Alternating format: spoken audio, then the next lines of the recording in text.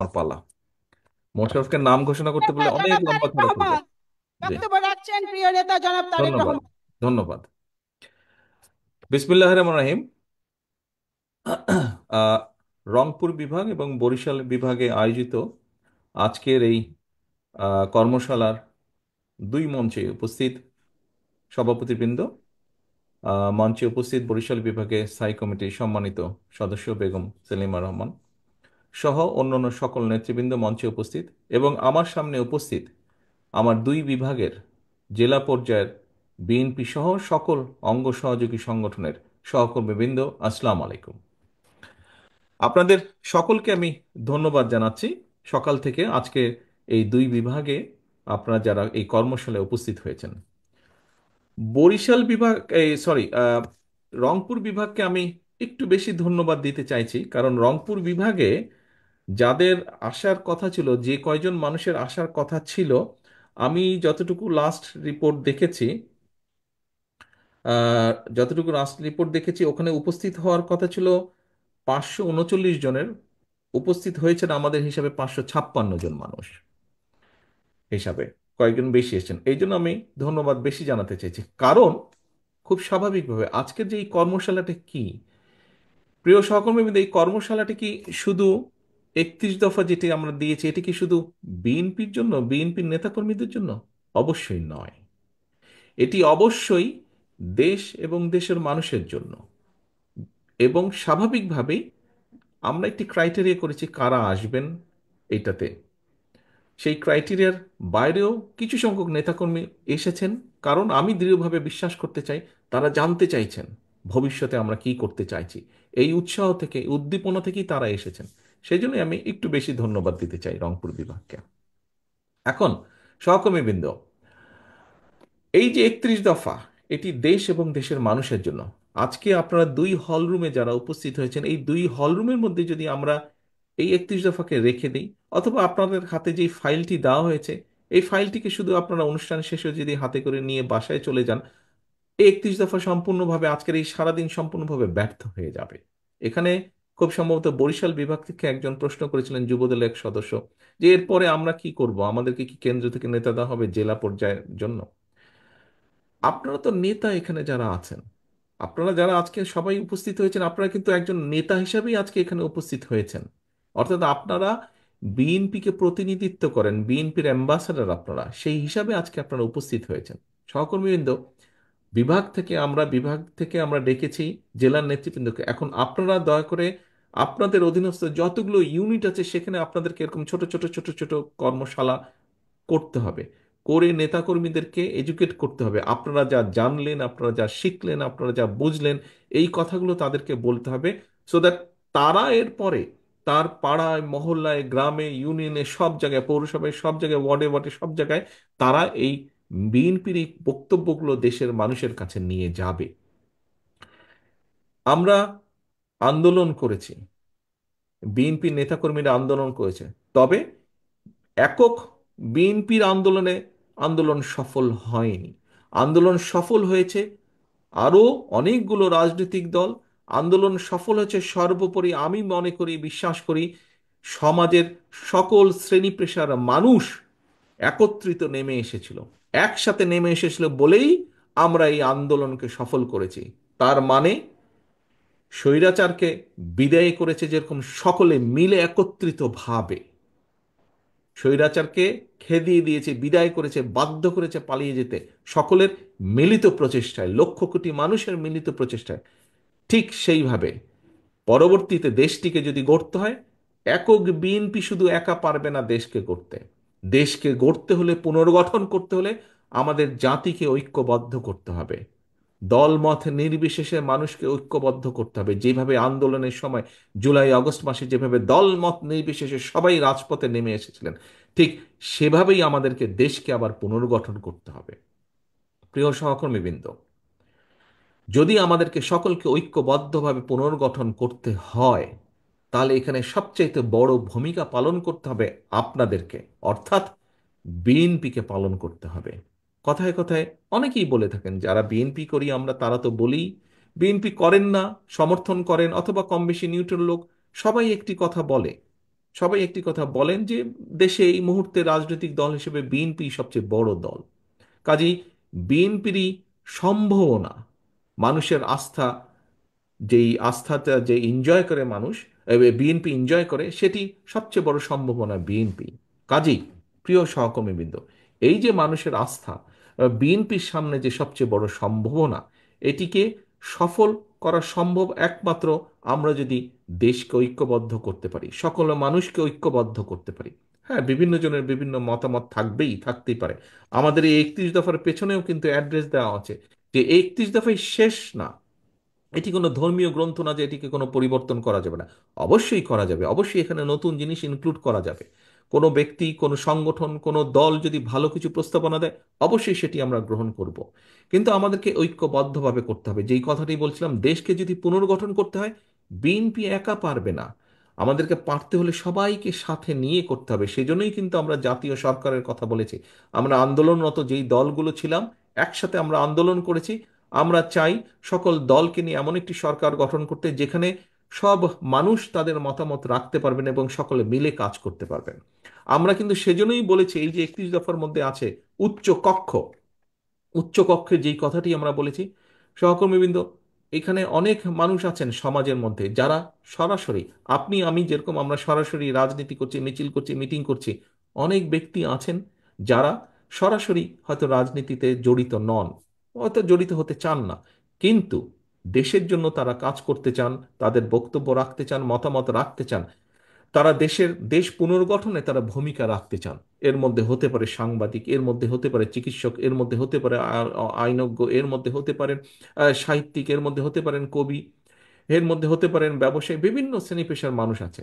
সেই জন্যই আমরা উচ্চকক্ষ বলেছি, যাতে এইরকম যারা আছেন তাদেরকে আমরা ওই উচ্চকক্ষে স্থান দিতে পারি, তাদের মতামত নিতে পারি, জানতে পারি, তারা ভূমিকা রাখতে পারেন। অর্থাৎ লক্ষ্য এবং উদ্দেশ্য, স্বৈরাচার যেরকম, পলাতক স্বৈরাচার যেরকম ক্ষমতায় টিকে থাকার জন্য সব জায়গায় বিভেদ তৈরি করেছিল, সব জায়গায় বিভেদ তৈরি করে সমাজের ব্যালেন্স, দেশের ব্যালেন্সটাকে নষ্ট করে দিয়েছিল।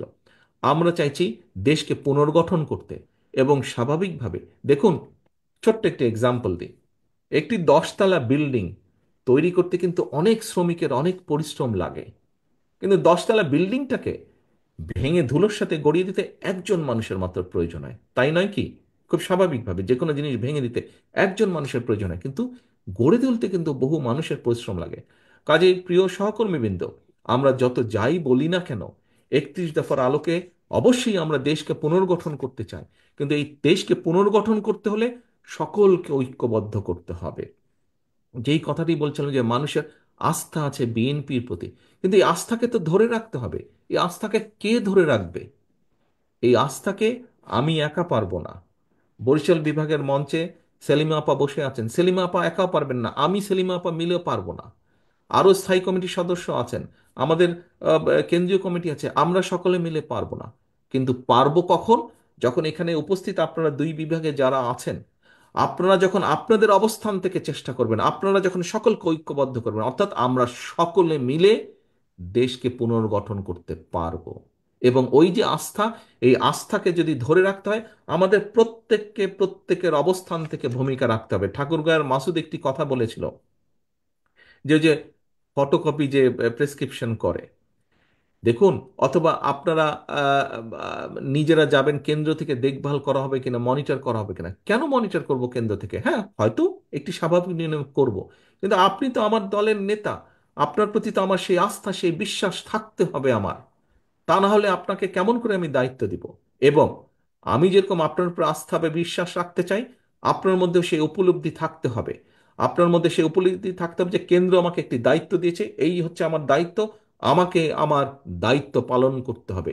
সেটি দলের কথা জনগণের মাঝে পৌঁছে দেওয়া, দলের নির্দেশনা অনুযায়ী বিহেভ করা, জনগণ যেটা প্রত্যাশা করছে, জনগণ আমার কাছে যেটা চাইছে, সেরকম রেসপন্সিবল বিহেভ করা। অ্যাট দ্য সেম টাইম জনগণের আশা বা আস্থা ধরে রাখা। প্রিয় সহকর্মীবৃন্দ, আমি বা কয়েকজন সিনিয়র নেতা মিলে শুধু আস্থা ধরে রাখতে পারবো না জনগণের। জনগণের আস্থা যে বিএনপির প্রতি, জনগণের বিশ্বাস যে বিএনপির প্রতি, জনগণের ভালোবাসা যে বিএনপির প্রতি, এটি যদি ধরে রাখতে হয়, আমাদের সকলকে মিলে চেষ্টা করতে হবে। দুই হলরুমে আপনারা যে সকল নেতৃবৃন্দ আছেন, সেটি বিএনপি হোক, সেটি ছাত্রদল, যুবদল, স্বেচ্ছাসেবক, তাঁতি দল, শ্রমিক দল, মহিলা দল, আইনজীবী ফোরাম, যেই হোক না কেন, অর্থাৎ দিন শেষে কিন্তু আপনার পরিচয় আপনি বিএনপির নেতা একজন। আপনি যখন এলাকায় বের হন, আপনাকে কি কেউ যুবদল, ছাত্রদল, আইনজীবী ফোরামের নেতা হিসেবে চিনে? নো, আপনাকে চেনে বিএনপি হিসাবে। সিম্পল কথা, আপনাকে চেনে বিএনপি হিসাবে। এবং সেই হিসাবেই আপনি সমাজে শ্রদ্ধা পান, সম্মান পান, সালাম পান। কাজে এই যে সালামটা পান সহকর্মীবৃন্দ, এটি দলের জন্য পান। কাজেই এই আস্থা ধরে রাখতে হবে, মানুষের এই সম্মানটা ধরে রাখতে হবে, এইটার জন্য কষ্ট করতে হবে। আমরা অনেক কথা বলেছি, সারাদিন অনেক কথাবার্তা হয়েছে, আপনি বলেছেন, আমি বলেছি, আমরা সকলে মিলে আলোচনা করেছি। এখন হচ্ছে কাজের পালা। কাজ কি? কাজটি হচ্ছে 31 দফার মেসেজগুলো সব পৌঁছে দেওয়া জনগণের কাছে। কাজ হচ্ছে জনগণকে ঐক্যবদ্ধ রাখা। কাজ হচ্ছে জনগণের আস্থাকে ধরে রাখা, এবং আস্থাকে ধরে রাখার প্রথম শর্ত হচ্ছে জনগণের প্রত্যাশা বিএনপির কাছে যে বিএনপির নেতাকর্মীরা এইভাবে কথা বলবে, এইভাবে চলবে, এই কাজগুলো করা থেকে বিরত থাকবে। কতগুলো কাজ আছে বাংলাদেশের যে কোনো মানুষ হিসাবে, সাধারণ মানুষ হিসেবে তারা মনে করে যে একটি রাজনৈতিক দলের এই কাজ করা উচিত না। আপনি যদি সত্যিই আপনার দলকে ভালোবেসে থাকেন, সত্যিই যদি আপনার দেশ, দেশের মানুষের প্রতি কোনো কর্তব্যবোধ থাকে, প্রিয় সহকর্মীবৃন্দ, আপনি, আমি, আমাদের অধীনস্থ যত নেতাকর্মী আছে, আসুন আমরা সকলে মিলে জনগণের প্রত্যাশা নয় এমন কাজগুলো করা থেকে আমরা বিরত থাকি, বিরত রাখার চেষ্টা করি আমাদের মধ্যে যারা বিভ্রান্ত হচ্ছেন। সহকর্মীবৃন্দ, আপনি একজন রাজনৈতিক কর্মী, আমি একজন রাজনৈতিক কর্মী, আমরা একটি রাজনৈতিক দলের সদস্য। একজন রাজনৈতিক কর্মী হিসাবে, একটি রাজনৈতিক দল হিসাবে আমাদের সবচেয়ে বড় পুঁজি কি? আমাদের সবচেয়ে বড় পুঁজি হচ্ছে জনগণের বিশ্বাস, জনগণের আস্থা, জনগণের ভালোবাসা।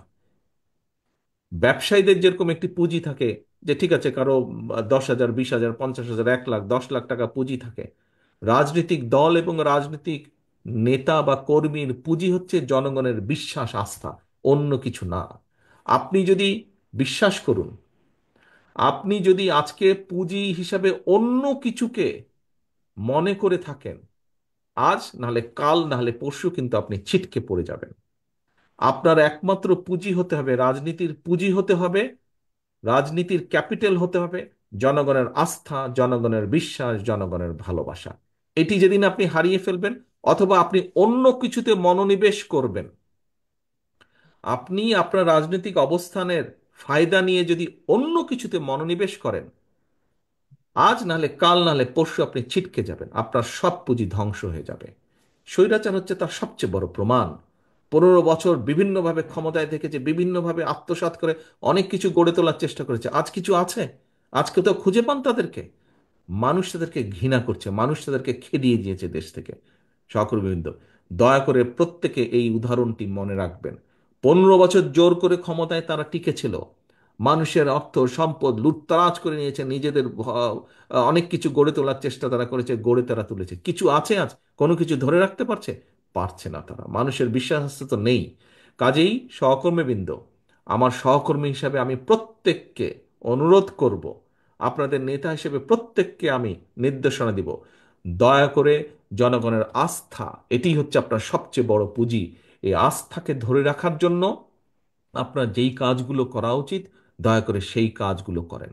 এই আস্থা নষ্ট হতে পারে এমন যেই কাজগুলো আছে, দয়া করে সেগুলোকে বিরত থাকেন সেগুলোতে, এবং অন্যকে উৎসাহিত করেন, আপনার অন্য সহকর্মীকে উৎসাহিত করেন সেগুলো থেকে বিরত থাকতে। কারণ আমাদের সবচেয়ে বড়, আমরা তো বলেই থাকি শহীদ জিয়ার যেই কথাটি, আমরা তো বক্তৃতা বিবৃতিতে বলেই থাকি যে আমাদের সকল ক্ষমতার উৎস জনগণ, বলি না আমরা? আপনারাও বলেন, প্রত্যেকটা মানুষ এখানে বক্তৃতা বিবৃতিতে বলেছেন বিএনপির সকল ক্ষমতার উৎস হচ্ছে, রাজনৈতিক ক্ষমতার উৎস হচ্ছে জনগণ। কাজে এটি জনগণের বিশ্বাস এবং আস্থাই হচ্ছে আমাদের বড় পুঁজি। আসুন আমরা দেশকে পুনর্গঠনের জন্য যেভাবে 31 দফাকে পৌঁছে দিব মানুষের দ্বারে দ্বারে, আসুন আজকের এই কর্মশালায় আমাদের আরেকটি প্রতিজ্ঞা হোক, আরেকটি শপথ হোক, যে আগামী দিনে দেশকে পুনর্গঠনের জন্য আমরা সর্বোচ্চ শক্তি দিয়ে চেষ্টা করব সকলকে ঐক্যবদ্ধ করার জন্য, এবং সর্বোচ্চ শক্তি দিয়ে আমি, আপনি, আমরা সকলে মিলে, আজ যারা এই ঘরে আছেন তারা তো অবশ্যই, যারা এই ঘরে নেই, লক্ষ লক্ষ নেতাকর্মী যারা ছড়িয়ে ছিটিয়ে আছে বাংলাদেশে, প্রত্যেকের অবস্থান থেকে আমরা চেষ্টা করব জনগণের যেই প্রত্যাশিত ভূমিকা আমাদের কাছে, সেই ভূমিকা যাতে আমরা রাখতে পারি। আমাদের কথাবার্তা, উঠা বসা, চলন বলনে যাতে কোনোভাবেই জনগণের আস্থাকে আঘাত না করে, আমরা সেই ব্যাপারে সচেতন থাকব, সেই ব্যাপারে সচেষ্ট থাকব। এবং একই সাথে আমরা চেষ্টা করব আমাদের উপরে যেই দায়িত্ব আমাদের উপরে দল দিয়েছে, মনিটর কেন করতে হবে? আপনি যদি আমাকে বিশ্বাস করতে পারেন, আমি কেন আপনাকে বিশ্বাস করতে পারবো না? আপনার সেই দায়িত্ববোধ থেকে আপনি দায়িত্ব পালন করবেন, এই বিশ্বাস আমি আপনার উপরে রাখতে চাই। সহকর্মীবৃন্দ, এই হচ্ছে আজকে আপনাদের উভয় বিভাগ, বরিশাল এবং রংপুর বিভাগে আমার যে সহকর্মী, তাদের প্রতি আমার নির্দেশনা নেতা হিসেবে, আপনাদের সহকর্মী হিসাবে আপনাদের প্রতি আমার অনুরোধ, যেই কথাগুলো আমি বলেছি, দয়া করে এই কথাগুলো মনে রাখবেন। আসুন, আমরা কথা বলেছি সারাদিন, এখন কাজের পালা, কাজ করার পালা। দেশকে গড়তে হবে। সেই দেশকে গড়তে হলে আমাদের সকলকে কাজে নামতে হবে। সেই কাজে নামতে হলে আমাদের সকলকে প্রস্তুত হতে হবে, এবং সেই প্রস্তুতি আমাদেরকে এখন থেকে নিতে হবে। সেই প্রস্তুতির মূল মূল প্রথম শর্ত, কন্ডিশন হচ্ছে জনগণের আস্থা, জনগণের বিশ্বাস, জনগণের ভালোবাসা। পরিশেষে এতটুকুই বলবো, জনগণের সঙ্গে থাকুন সহকর্মীবৃন্দ, জনগণকে আস্থায় রাখুন, জনগণের আস্থায় থাকুন আপনারা সকলে, জনগণের সাথে থাকুন। আল্লাহ হাফেজ। বাংলাদেশ জিন্দাবাদ। বাংলাদেশ জাতীয়তাবাদী দল জিন্দাবাদ।